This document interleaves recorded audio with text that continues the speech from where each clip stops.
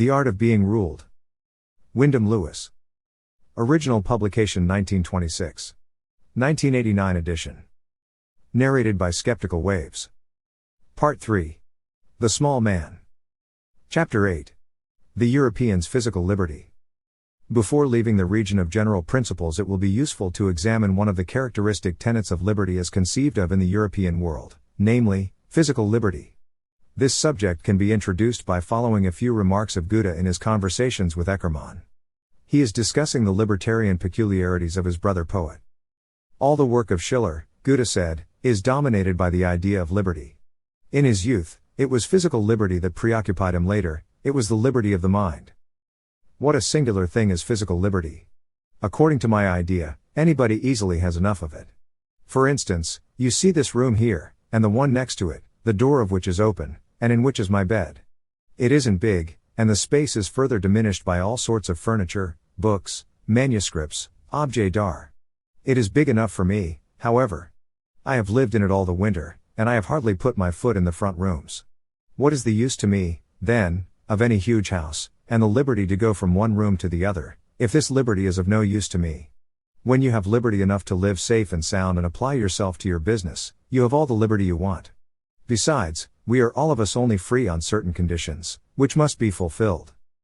If Schiller was in his youth so obsessed with physical liberty, that is partly due to the nature of his mind, and more still to the restraint imposed on him by military discipline at the military academy. But in his maturity, when he possessed as much physical liberty as he wanted, he then wished for the liberty of the mind, and it could almost be said that it was that idea that killed him. These very interesting remarks of Goethe, himself a particularly revolutionary figure, apply with great force to the circumstances of our life today, for the question of physical liberty is a much more burning one than it was in his day, and no effort is made to answer it or understand it. The questions of travel and domicile grow more and more urgent as the human mass grows. Today there is complete liberty of circulation everywhere for everybody.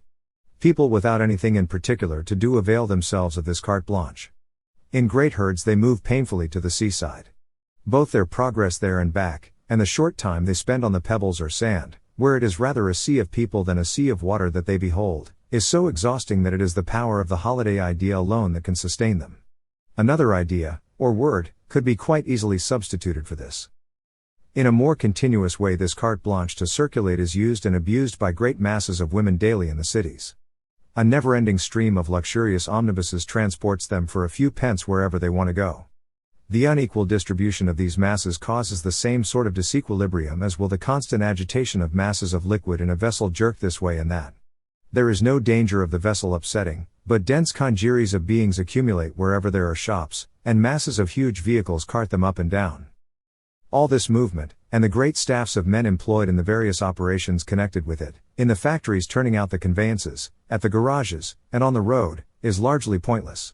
For the frocks, underclothing, boots and shoes required, great suburban outfitters would answer the purpose.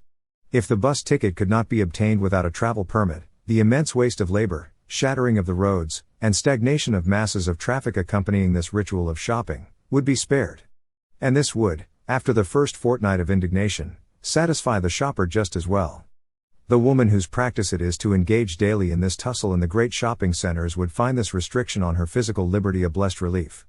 Her health would improve, doctors' bills be spared, and homework benefit. For the family, so stoutly defended by liberal sentiment, hardly exists for these mechanically restless, half-useless individuals, living in a no-man's land halfway between the extravagances of chivalry and a new economic era. The same observations apply to the massing of people in the great cities for work. The competitive system makes this insane clustering at a center of exchange, and the lengthening of the lines of communication to distant suburbs, necessary. It is a great hardship for the workers, and a huge and wasteful transport system results from this barbarous lack of system and shyness where the obvious remedy of trustification and unity is concerned. People prefer to organize the necessary machinery to make this vast discomfort and waste possible, for the sake of a word. As to foreign travel, the tourist is obviously the greatest absurdity. The masses of people who cross the 3,000 miles of the Atlantic every year to do, what? To gape at the place where a very uninteresting blackguard divorced his sixth wife 300 years ago, or perspired at his favorite game of tennis, until he became too fat, when his courtiers also had to stop playing, when in their own country there must be, alive and quite ready to be looked at, Men who have divorced more women than Henry VIII ever dreamt it was possible to do, and perspire as much. As to the quantities of tourists who yearly cross the Channel into England or France, attracted by a cheap holiday, were that holiday not attractively cheap and easy, they would not miss the week or two spent in gazing at people who are in every respect very like themselves, and more so every day, only that they say we instead of yes, which is peculiar, but must pall in the long run. Guidebook in hand, they examine some quite commonplace building where some event of no more intrinsic interest than a football match, or, at the most, a bungalow murder, happened. They are not stirred in any way. How could they be, as they have not the least idea what the event in question signified historically in any case, and the building is usually so dull that it can never have caused any emotion since it was built. Therefore they have gained nothing in experience, only displaced themselves for nothing, to the great inconvenience of everybody, except an occasional hotel keeper. All this energy, such as it is, that has to be worked off in physical displacement could be directed into more interesting channels. They say the imaginative qualities so noticeable in the Russian peasant is due to the fact that for the winter months he has spent a great part of his time, owing to the severity of the weather, lying on top of his stove. Willy-nilly, he was forced to reflect a little bit about things in general. The conditions in his case were needlessly severe and forbidding. A scholar or a student of history or architecture, or a trained painter, or a parson is interested in cathedrals, for instance, nobody else is, and when he looks at them he feels overcome with boredom, self-reproach, hatred, sleepiness, fatigue, thirst, and absent-mindedness. But with many people with a specialist claim on their interest some of these symptoms occur, either because their technical specialization has imperfectly overcome the old slothful, unimaginative Adam, symbolized by the deep chasm of their yawning mouths, or else because the cathedral is really in no way remarkable. Or let us take the language attraction. That, again, is really only a matter for students of language. The little sensation caused at first by seeing a lot of foreigners talking together a jargon close to you, in the very home and fastness of these foreigners, is not one that it would be a very serious thing to be deprived of. These differences are primitive things, that in future will be of interest to the curious student while they last. But they are, as it were, a sign of backwardness.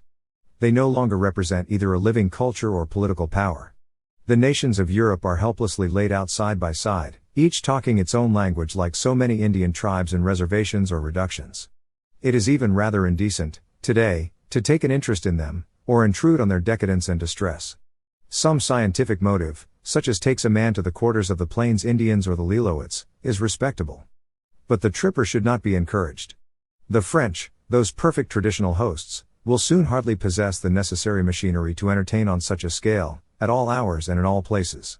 All the European nations have recently suffered great losses, and their privacy should be respected. If they retain their local customs and speech, it will be on sufferance and as a concession to a colony. This sad condition should no longer be exploited, especially there should be more reserve on the part of the different tribes concerned. Visitors are not wanted. So this matter can be left in this way. Our primitive characteristics, our wee-wees and jodges, should no longer be made a peep show of. For a serious student that is another matter. But idle curiosity where these peculiarities are concerned, these afflictions, really, as they are today, cannot be justified. That in the old days the cosmopolitan aristocrat naturally traveled about, we know.